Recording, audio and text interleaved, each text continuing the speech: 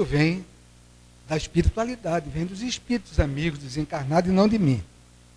Muito embora muitas pessoas achem que isso não é verdade ou não seja verdade. Mas o nosso Chico, ele também se auto-intitulava de burrico dos espíritos. Era uma figura muito interessante, muito engraçada, né? Mas tinha uma importância muito grande naquilo que ele trazia. A sua responsabilidade no tocante à divulgação da doutrina. E isto é de suma importância nesse conúbio, nessa correlação que deve existir entre nós encarnados e os desencarnados. Evidentemente, sempre em prol do bem comum, porque em realidade o beneficiado ou o beneficiário maior somos nós mesmos, porque tudo isso de bom parte de nós. A partir do momento que nós agimos e beneficiamos uma coletividade, seja ela de que tamanho for, nós, nessa interação, nós estamos recebendo tudo isso de volta. Porque as pessoas também que se sentem alcançadas por essas ondas mentais, elas também vão vibrar positivamente em nosso favor. E aí se cria um halo energético, como está sendo criado, já foi previamente criado aqui nesta casa hoje. E é por isso que quando nós chegamos, nós nos sentimos tão bem. Depois de 1h e 20 minutos no trânsito de Olinda para cá, nós chegamos aqui e aí sentimos-nos completamente refrigerados mentalmente, em condição de procurar desenvolver o nosso trabalho. Como eu disse preambularmente, nós vamos fazer uma incursão sobre a temática do Evangelho, particularmente no que tange ao perdão e sua importância.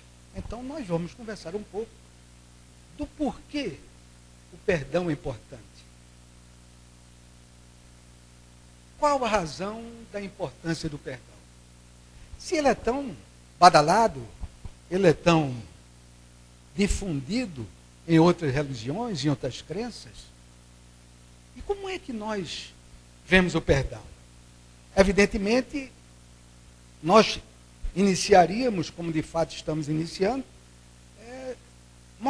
procurando demonstrar que o perdão, sob a ótica da língua portuguesa, é um ato de desculpar, é um ato de remissão, até mesmo de uma dívida para conosco, ou uma ofensa que nós tenhamos recebido, ou tenha sido endereçada a nós, o que necessariamente não quer dizer a mesma coisa. Alguém pode querer me ofender e eu não aceitar aquilo como perdão, e sim como um equívoco.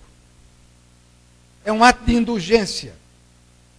Então, começamos a ver que no dialeto nosso, o perdão tem esse significado e podendo ter outros. Mas como eu me reportei anteriormente, a palavra perdão, ela é muito badalada, muito discutida, muito difundida no mundo todo. E no dia 14 de setembro de 1517, aí nós vamos fazer uma regressão no tempo, vamos voltar um pouco no tempo. Talvez até tenhamos vivido nessa época, quem sabe? O Papa da Igreja Católica era Leão X, ou Leão X. E através de decreto, que é conhecido nas hostes católicas como bula papal, ele determinou que os seus padres, os seus sacerdotes, em suas homilias, em suas prédicas, em suas igrejas, passassem a difundir essa bula papal, onde estava escrito que aquele que quisesse pedir perdão pelos seus pecados, eles seriam indulgenciados. Se quisessem também pedir por um amigo, um irmão, um parente já falecido, também podia fazê-lo, que iam receber essas indulgências. O defunto receberia também essas indulgências onde quer que ele estivesse. Porque não existia nenhum pecado, por mais grave que fosse, que a Santa Madre Igreja Católica não pudesse perdoar. Eis o perdão sob a ótica católica que persiste até hoje. Nós nos lembramos há pouco da visita do Papa Francisco, e que ele perdoava, como continua a perdoar, pelo Twitter. Então você tinha um pecado, cometeu um pecado, seja ele qual fosse, porque não interessa se é grave ou não, qualquer tipo de pecado a igreja perdoa. E você aí dava uma tuitada, contava o seu pecado, pedia perdão, e ele concedeu o perdão. É o perdão moderno através do Twitter. Um detalhe nos chama a atenção, é o fato de que o perdão é ato pessoal entre ofendido e ofensor. Isso aí é inevitável, é inegável, você não pode fugir a essa dedução. Aí eu pergunto, onde é que ficaria, né, a vítima da ofensa que eu perpetrei contra ela? Ela não entra nessa relação entre mim e o Papa, seja Francisco, seja lá quem for. Ou entre o sacerdote da minha igreja, a minha vítima não entra. Então, mesmo eu recebendo o perdão da igreja, essa minha vítima vai continuar magoada comigo, raivosa comigo, dependendo do fato, me odiando, e não vai ser o perdão do Papa, ou do padre, ou do cônego, do bispo, que vai fazer com que ela não lance para mim diariamente pensamentos de baixo teor vibratório, querendo que eu me exploda. Então começamos a ver que o perdão prometido pela igreja, ou praticado pela igreja, não surte efeito algum, porque é ato privativo entre ofendido e ofensor. Quando nós abrimos o Evangelho segundo o Espiritismo, encontramos aqui, em seu capítulo 5, bem-aventurados aqueles que são misericordiosos. E no Evangelho do nosso irmão Mateus, consta o seguinte: se perdoardes aos homens as faltas que eles fazem ou fizeram contra vós, vosso Pai Celestial vos perdoará também. Mas se não perdoardes aos homens quando eles vos ofendem, vosso Pai também não vai vos perdoar. A leitura do texto frio, desse versículo em Mateus, certamente foi onde se baseou o Papa, do Leão X, para criar a indulgência, a bula das indulgências. E por que isso? Porque a igreja representa o céu na terra. O Papa representa Deus. E representando Deus, ele pode perdoar de acordo com o que está no Evangelho. Só que se nós formos admitir o perdão como está inscrito tradicionalmente no Evangelho, qualquer evangelho de qualquer seita do cristianismo, vocês vão encontrar esse mesmo teor.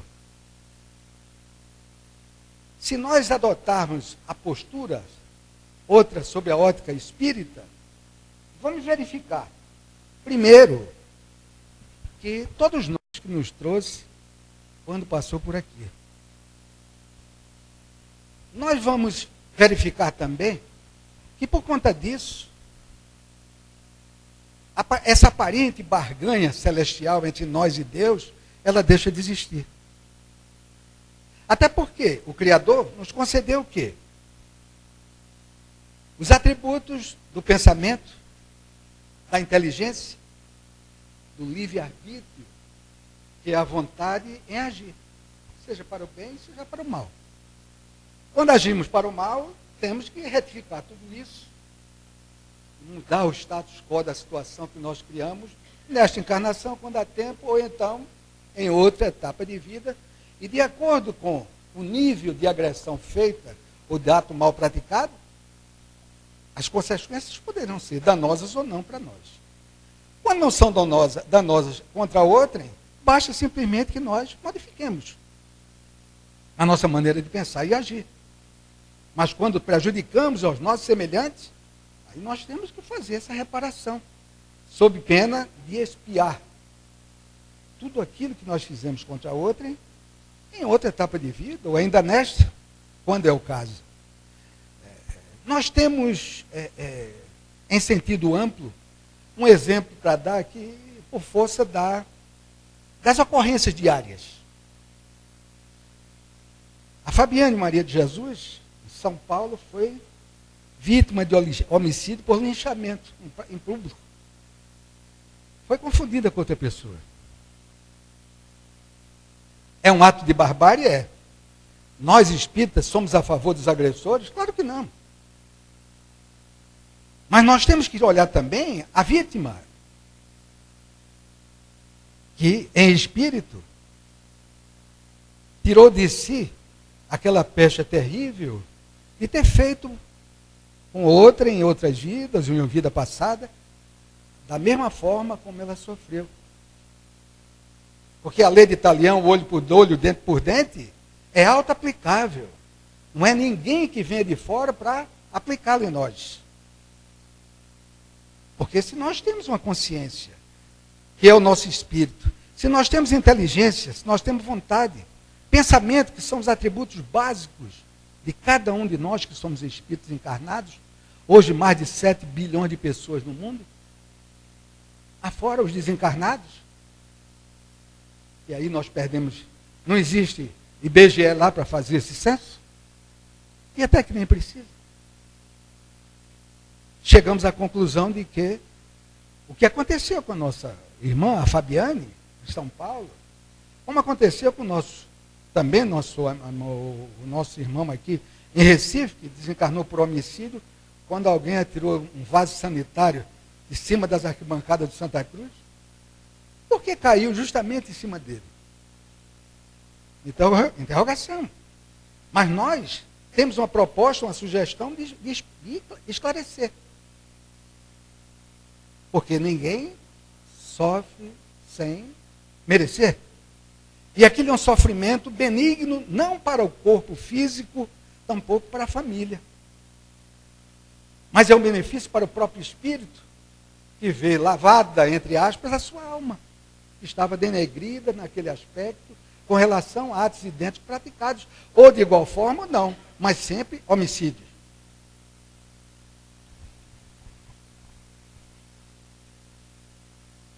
Sob a ótica espírita, nós encontramos na questão 886 e 887 de O Livro dos Espíritos esclarecimentos interessantes que nos ajudam a raciocinar melhor sobre a importância do perdão, sobre essa ótica filosófica, moral.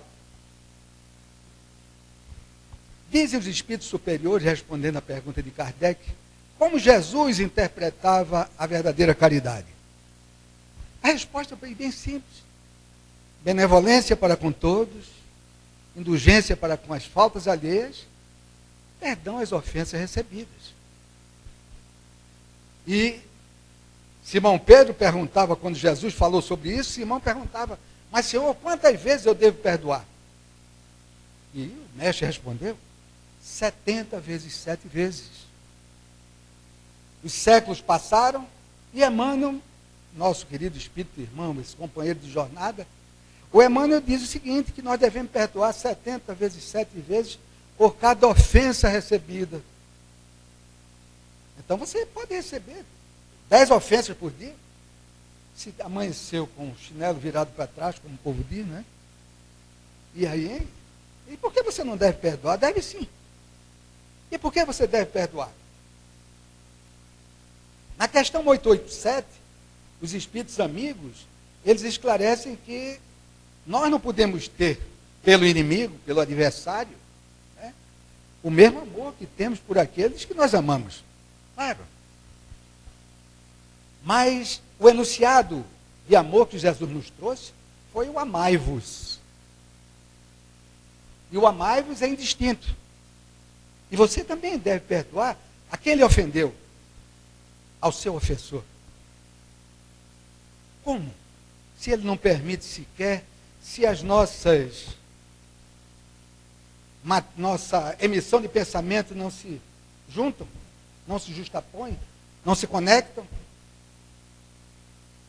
Nós devemos fazer o bem em resposta ao mal praticado. Se nós não pudermos nos aproximar daquele que nos ofendeu, embora queiramos, eu sempre digo, eu não tenho inimigos, mas isso não quer dizer que eu não os tenho, porque eu posso tê-los, deles para mim, mas de mim para eles eu não sou inimigo. Então, através da prece, que é uma emissão de quê? De pensamento. Todas as noites, ou do dia, não precisa ser à noite. Mas você, toda vez que lembrar dessa pessoa, independente de vê-la fisicamente, mas a partir do momento que você pensa na pessoa, você está vendo. E você emite para ela um sentimento de paz, de amor, de perdão. Olha, eu perdoo no fundo da minha alma. Não precisa uma oratória cheia de palavras e de gestos, nem ficar gritando dentro de casa. Silenciosamente você pode emitir um pensamento de amor, de paz para aquela pessoa, já que você não tem condição de se aproximar dela, para fazer o bem diretamente. Até porque você também pode fazer o bem indiretamente, através de outras pessoas, sem que ela saiba que é você, que é o benfeitor, para não haver nenhum outro tipo de problema. Então, quando os Espíritos dizem que nós devemos perdoar e amar até os nossos inimigos, ele está se reportando justamente aquilo que Jesus exemplificou. E quando falar nos exemplos de Jesus, quando eu falo nos exemplos de Jesus, eu me lembro que também em Mateus tem um versículo bastante interessante, onde o mestre diz que daqui a 2 dias a Páscoa vai chegar. A Páscoa que o mestre se reportava não é a Páscoa de ovinho de chocolate, de coelhinho de chocolate trazendo ovinho para a gente. Claro. A Páscoa que Jesus se reportava era a comemoração da libertação do povo hebreu do cativeiro do Egito. Essa era a Cia. Pessá. Traduzido, Páscoa, que quer dizer liberdade. Muito embora que lá, daquele lado, essa palavra liberdade seja ainda muito restrita, é muito complicada ainda. Nós sabemos por quê, porque não existe efeito sem causa. E ele, mesmo assim, disse que ia ser preso, morto, crucificado. Mas não deixou de fazer o seu trabalho. Continuou fazendo tudo aquilo que ele veio para fazer. Ele morreu para beijar as mãos de Pôncio Pilatos, nem de Tibério, nem do imperador romano da época. Tampouco foi a Pôncio Pilatos pedir remissão de dívida, porque ele não tinha nada pedido, perdão, porque não cometera nenhum crime. Ele estava trazendo à humanidade o que era a lei de amor, o que era a lei de justiça, de caridade. Como nós deveríamos nos comportar, respeitando o nosso semelhante. Ao dizer que cada um recebe de acordo com as suas obras, ele estava antecipando conceitos da física clássica que somente séculos e séculos depois seriam desvendados. Aí alguém pode estar pensando, naturalmente, mas isso aí é Jesus. Aí eu vou trazer um exemplo de Jesus, apenas. Ele fez paradigma, a bússola. Existe ainda encarnado da França um cidadão chamado Boris Cyrulnik, que nasceu em Bordeaux, na França, em 1907, mas era natural de família judaica. Na Segunda Guerra, ele tinha o quê? 4 anos de idade. Os pais, avós, irmãos, todo mundo foi levado para os campos de concentração nazista. E ele passou. Os anos foram passando, ele garoto, criança, e foi vendo os pais sendo assassinados, os avós, os irmãos, os amigos que foram presos também, todos judeus. O famoso Holocausto centrado nessa discriminação racial contra os judeus. E aos 6, 7 anos de idade, a guerra acabou e ele conseguiu ficar livre. Só que ele não tinha família, nunca tinha ido à escola, não tinha mais amigos, e ficou perambulando. Até que foi acolhido por uma família de agricultores, e foi começando a respirar um ar familiar. Aos 17 anos é que ele começou a estudar. Até que se formou em medicina, especializou-se em etiologia, e hoje é o maior autor francês sobre resiliência, com 22 livros publicados. Ele não guardou mágoa, rancor dos judeus, que traíam o seu povo. Ele não guardou mágoa dos alemães, dos nazistas. Ele procurou viver a vida dele. Tampouco foi roubar, matar, para ter aquilo que ele nunca teve. Até como vingança social ou contra a sociedade. Não, ele não fez isso. E a palavra resiliência, como vocês sabem, ela foi tomada de empréstimo pela psicologia à física. Porque resiliência em física quer dizer a propriedade que tem certos corpos de resistir e de transformar energia. Em psicologia, nossa capacidade de transformar energias de baixo teor em energias sutis, mais leves, de nível superior. O Boris fez isso. Jesus também fez. A diferença de Boris e de Jesus é que Jesus foi o primeiro homem a falar sobre isso, sem se reportar ao que fosse resiliência. Até porque na época ninguém sabia nem o que era. Mas ele já sabia, porque a física humana, no plano denso, é efeito da física espiritualista, ou existente na espiritualidade, que é muito mais avançada do que a nossa. Tanto é que na questão 86 do Livro dos Espíritos, os amigos espirituais nos advertem que o mundo material, nosso mundo planetário, como outros, de igual densidade, ou de maior ou menor densidade, se não existisse, não havia problema. Porque o mundo invisível e imponderável ia ser preexistente. Mas já que existe esse plano denso, formado o quê? Pela parte mais densa de todos os elementos químico-físicos que existem no mundo espiritual, nós devemos ter a consciência de que vivemos interrelacionados com esse mundo espiritual. Tenhamos consciência disso. A palavra consciência querendo significar conhecimento de certeza ou não. E nós que somos espíritas, que procuramos estudar o Espiritismo, o Evangelho, o Livro dos Espíritos, à luz inclusive dos postulados científicos atuais, nós temos essa certeza de que esse intercâmbio é intenso.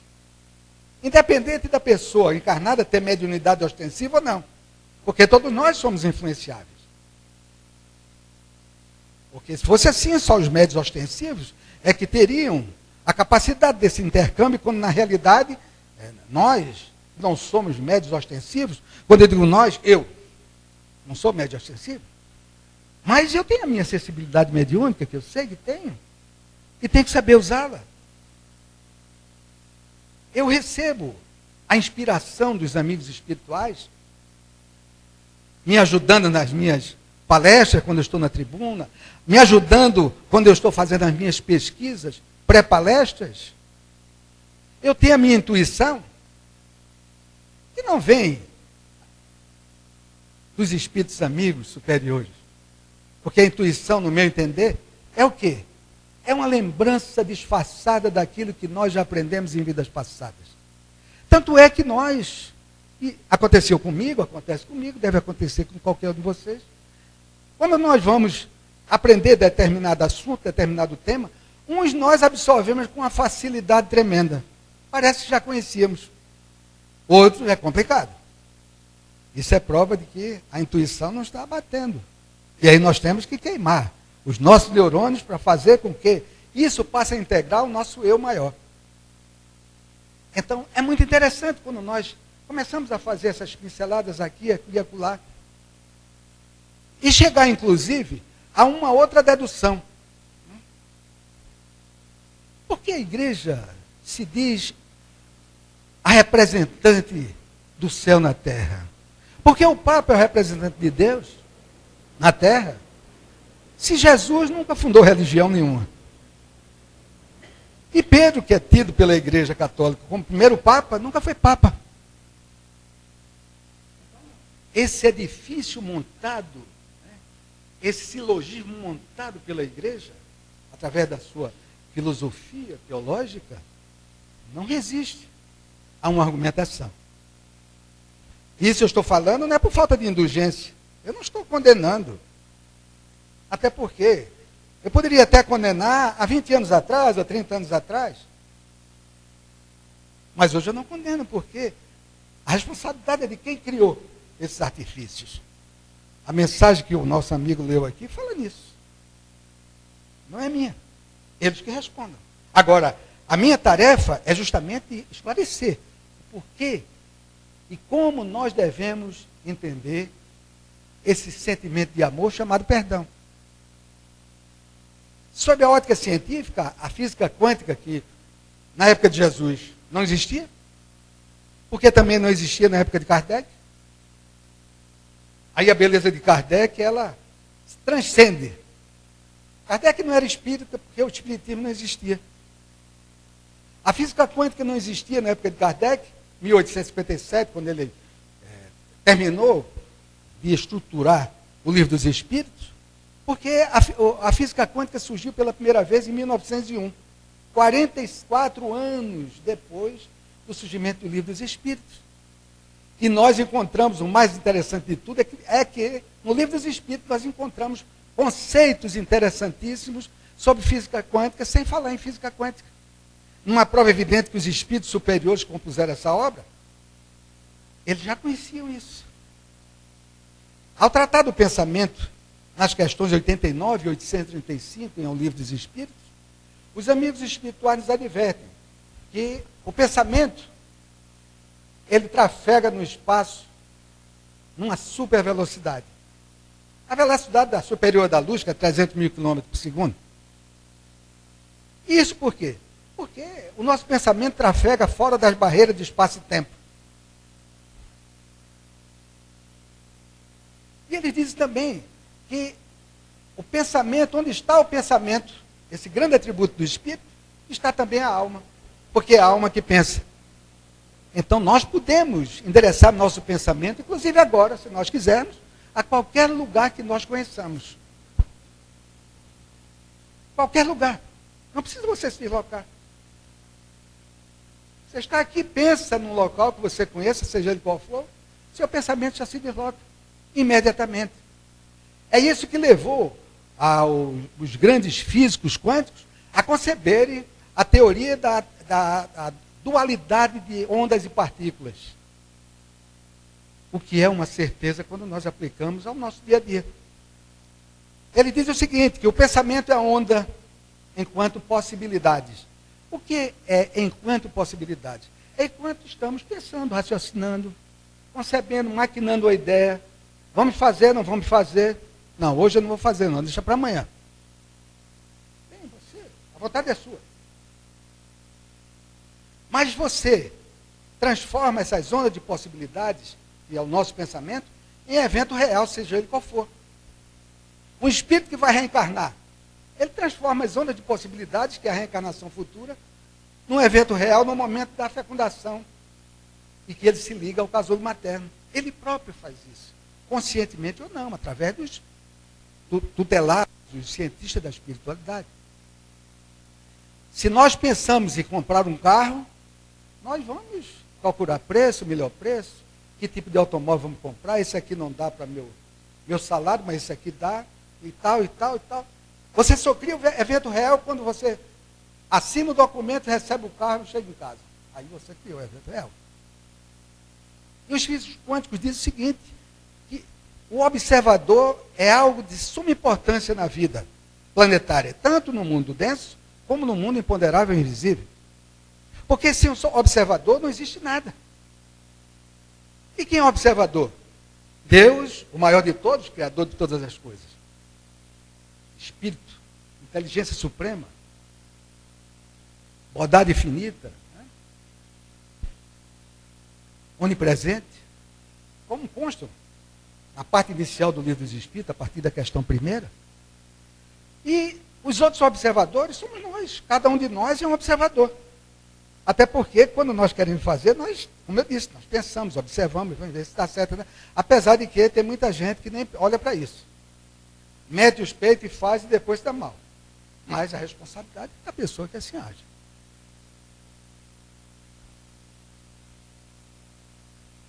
Sob a ótica, ainda no campo da ciência,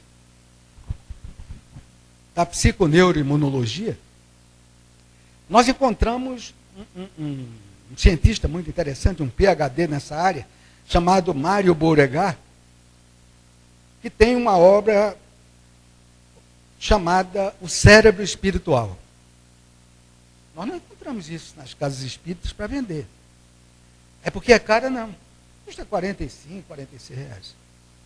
Mas você encontra nas livrarias, as grandes livrarias, Cultura, Saraiva, etc. Você encontra. E esse Mário Beauregard é um cientista chamado de vitalista, porque ele vê a vida de outra forma. Ele não se prende apenas à questão material, cerebral. Ele diz o seguinte, que a hipótese da leitura psiconeural indica que mente, consciência, espírito e cérebro são duas realidades diferentes, uma da outra, mas que interagem entre si. E não é isso que o Espiritismo nos ensina. Sem o cérebro, o espírito, meu espírito não podia atuar sobre o meu campo nervoso. Então começamos a ver que a ciência está começando a dar as mãos à doutrina dos espíritos, sem falar em espiritismo. Porque se falar, vai por cada falso. Científico é jogado de lado. Vai ser queimado na fogueira dos sábios, como aconteceu com a Santa Madre Igreja Católica, que na época da Inquisição matou tanto quanto mais os alemães os fizeram contra os judeus. Então eles dizem isso, sustentam, demonstrando por A mais B, e eles demonstram por A mais B da seguinte forma. As experiências que nós fizemos, nenhuma delas foi capaz de identificar que o pensamento e a inteligência vinham dos neurônios. Jamais ficou provado que fossem produzidas nos neurônios. O Sérgio Felipe, que é um médico espírita, São Paulo, USP, ele diz que está comprovado também, cientificamente, através de experiências com tomografias por emissão de pósitrons, que o pensamento, ao ser emitido, queima glicose e oxigênio. E que isso é impossível acontecer se a origem do pensamento fosse nos neurônios. Aí começamos a imaginar, e eu imagino aqui agora, me veio a ideia, quanta glicose, quanto oxigênio a gente queima por dia, mestre? Muitas vezes pensando em bobagem. Que o time apanhou, brigou com a namorada, o carro não pode pagar a prestação, e começa as coisas bobas. E você tem que trabalhar para manter tudo isso num patamar de equilíbrio e não se desesperar. Eles fizeram uma experiência interessante, e não foi num país só, nem um agrupamento único. Eles dividiram 2 grupos de 20 pessoas, cada um com 10 pessoas, numa distância enorme. Uns aqui, outro em Petrolina, por exemplo. Para não dizer no Rio de Janeiro ou São Paulo, que a distância aí, isso foi só para que não houvesse comunicação entre os 2 grupos.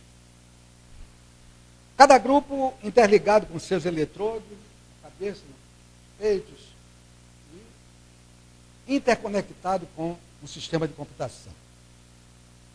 Um grupo foi motivado a pensar nas coisas ruins que aconteceram na vida deles. E também que eles foram autores dessas coisas ruins. Os fatos maus que eles praticaram. E que se arrependesse ou não, mas que pensasse naquilo, tal, se concentrasse nesse ponto. O outro grupo foi induzido justamente a pensar o contrário. Na felicidade que tem, no bem que receberam, nas coisas boas que eles fizeram, tanto para eles como para os outros, para a família, para os amigos, etc, etc. E a resposta é que cada 2 físicos que ficavam monitorando esses 2 grupos foi interessantíssimo. O pessoal que pensava no bem, nas coisas boas, estavam felicíssimos. O time dele estava dando em todo mundo, teve Cruzeiro em lugar no Campeonato Brasileiro. Outros tristões, como o Flamengo, que está na zona de rebaixamento, mas eles estavam lá do outro lado. A turma que estava pensando embaixo teu vibratório. Aí esse pessoal que estava na turma do bom, do bem bom, aparecia no visor do computador, na tela, né, o seu lobo frontal direito pulsando velozmente em cores das mais variadas, brilhantes. E o outro grupo que estava pensando nas coisas ruins, as coisas ruins que aconteceram com eles, que eles fizeram, etc., aparecia no visor do outro computador, evidentemente, na tela, o seu lobo frontal esquerdo. Não era o mais direito, era o esquerdo. Com a mesma massa cefálica. Mas só que o pensamento deles criava uma movimentação lenta. As cores que apareciam, densas, pesadas, apareciam um amarelo, um verde, mas quase mudando de cor para outras cores, misturadas.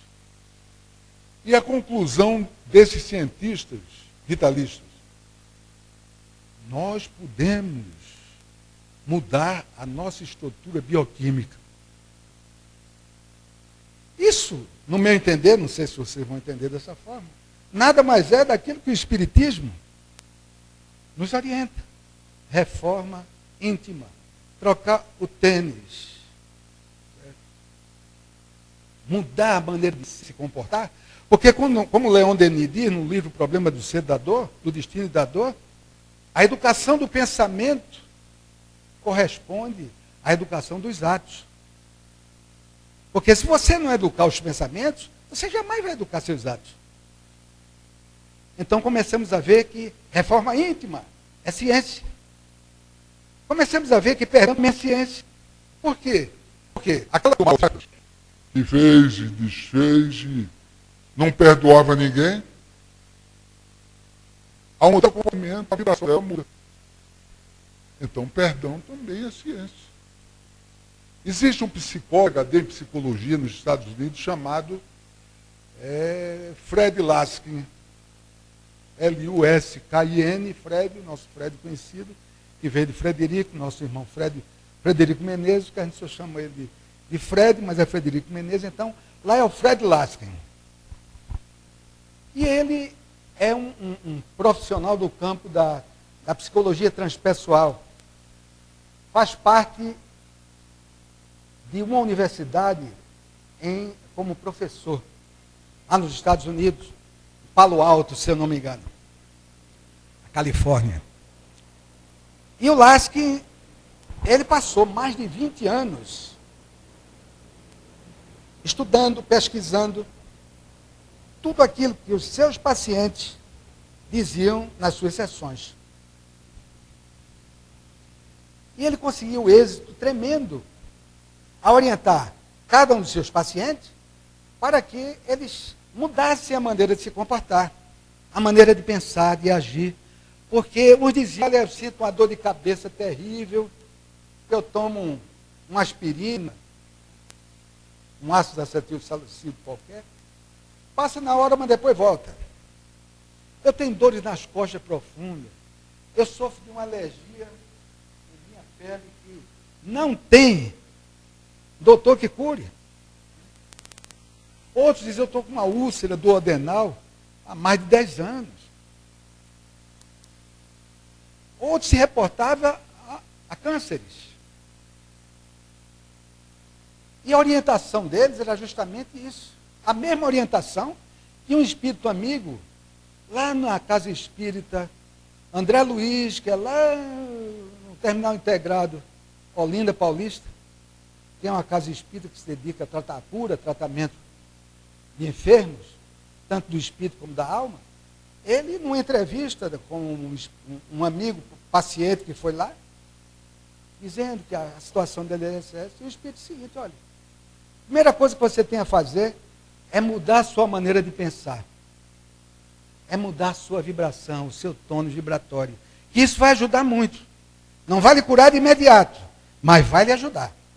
Porque a quantidade do tratamento é que vai dizer aonde é que vai chegar esse tipo de cura que você pretende.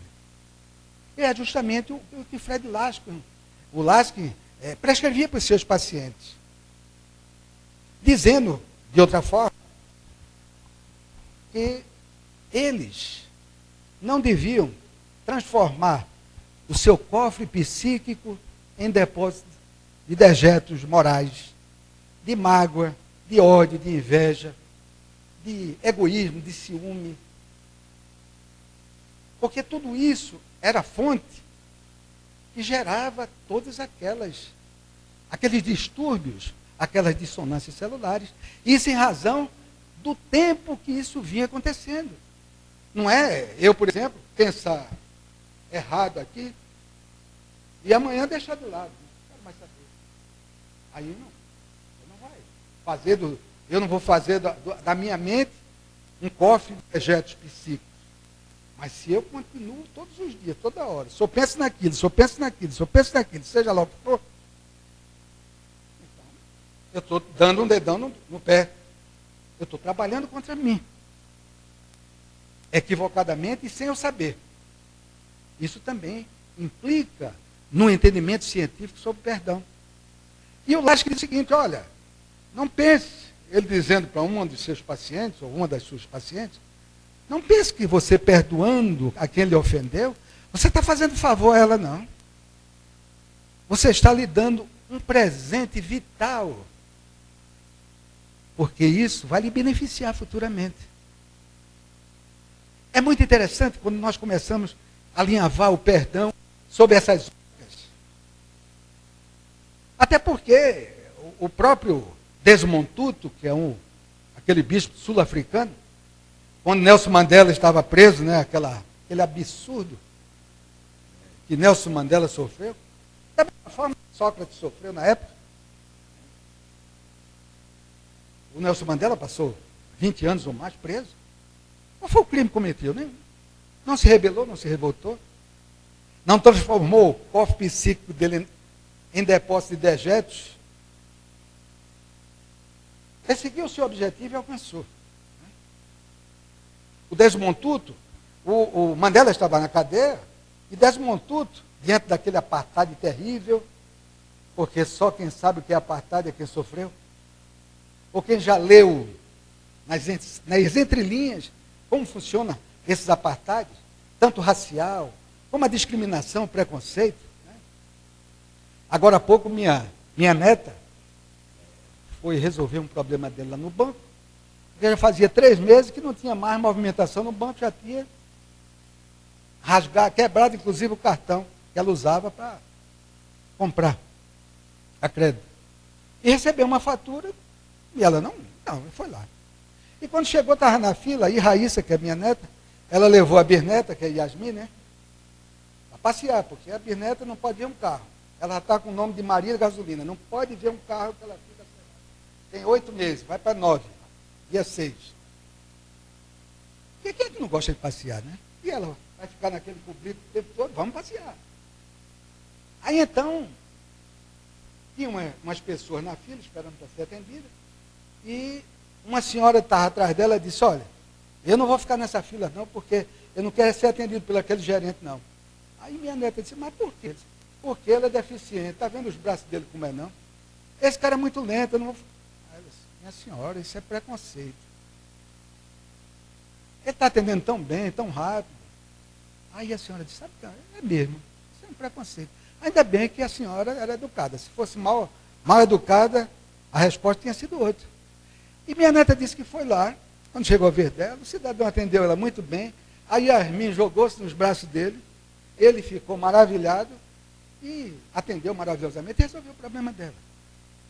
Então, estou tocando na questão do preconceito, porque quando se pratica um ato preconceituoso, está arriscada a ter O inimigo não vai perdoar. E pode até perdoar. Depende do seu nível de evolução moral e espiritual. Mesmo que ele é de terrível, que para a tristeza do espírito de Nelson Mandela, ele defendeu tanta igualdade dentro do seu povo, o partido dele que assumiu o poder, está fazendo a mesma coisa que outros fazem. Todo mundo se loucando, todo mundo metido numa corrupção terrível, pressionando, pisando sobre os seus co-irmãos de cor.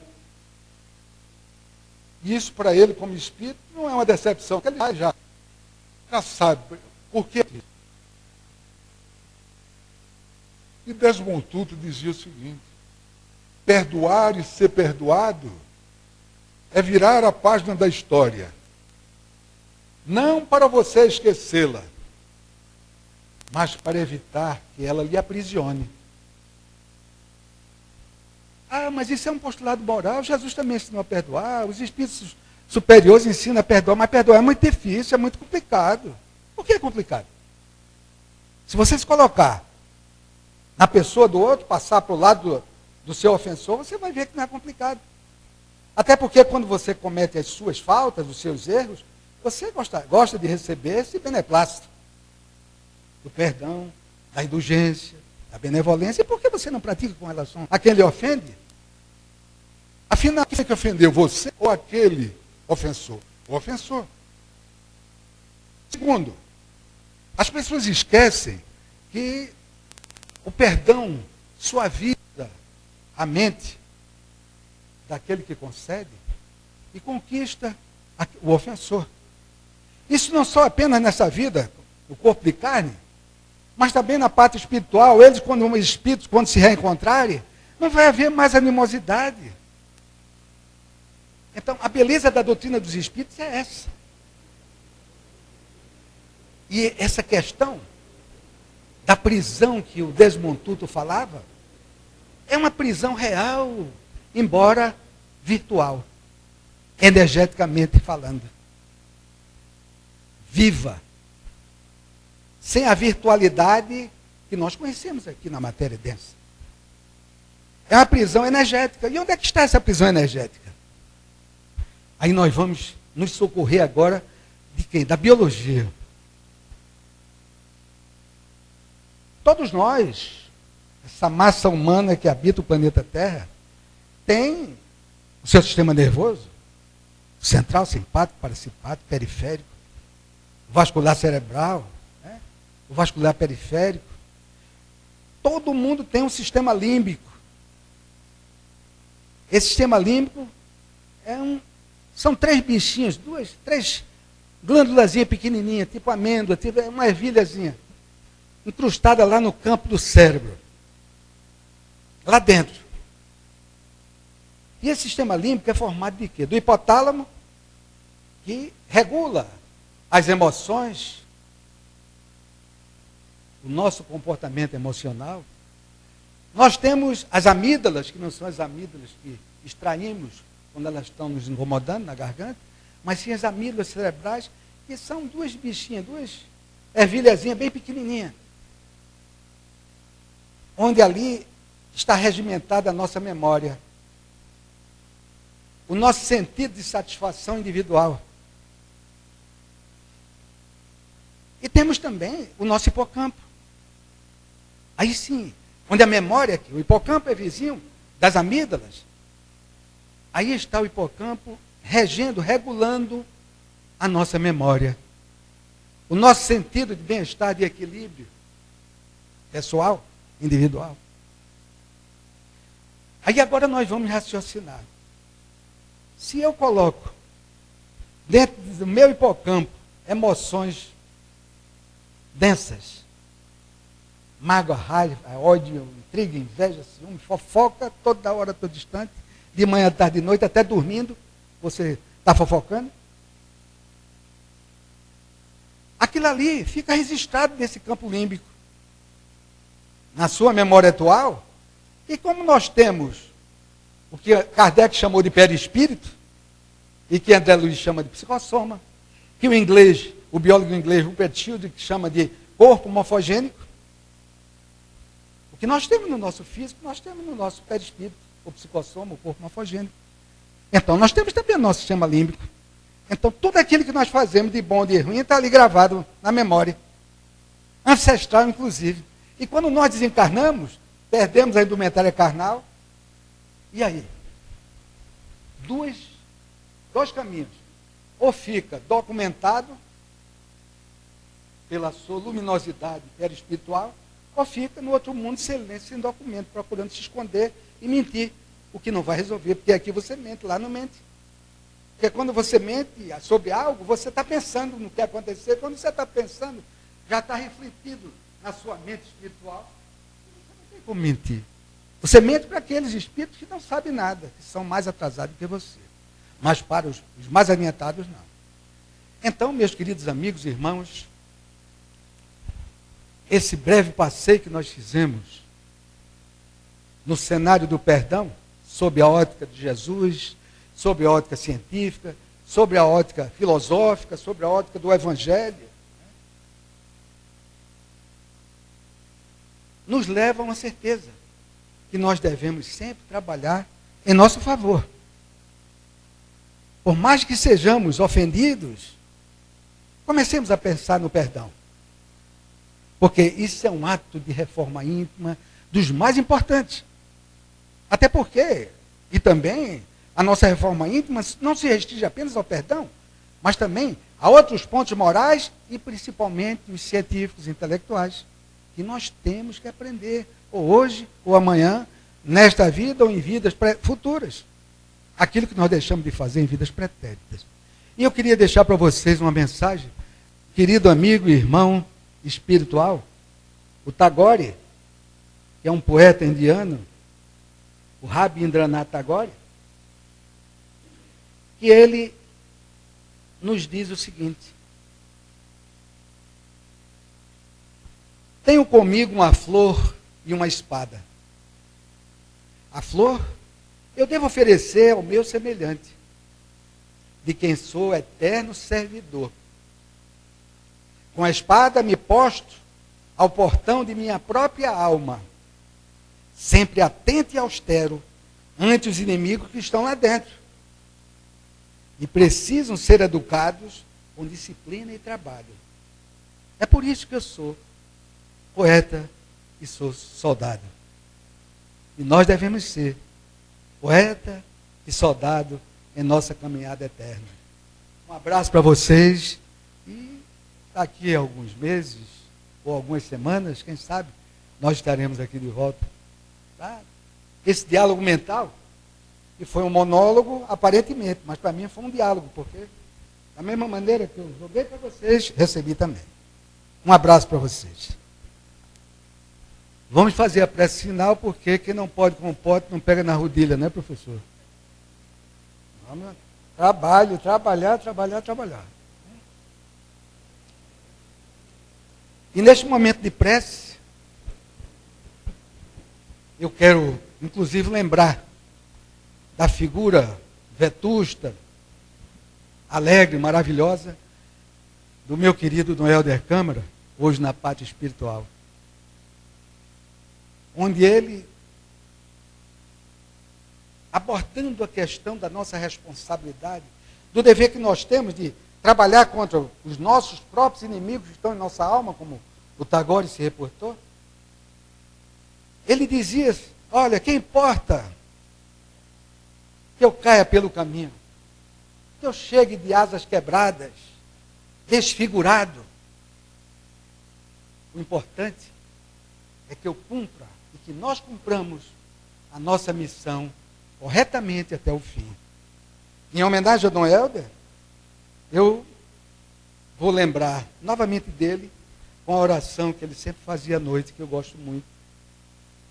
Senhor Jesus, não fiques preso dentro de mim. Olha pelos meus olhos, ouve através dos meus ouvidos, anda através dos meus pés e entrega-te através de minhas mãos. Permita, Senhor, que um dia qualquer a minha pobre presença humana possa se transformar na tua divina e maravilhosa presença, amando a todos indistintamente. Que a luz e o amor do Cristo esteja com todos, que assim seja.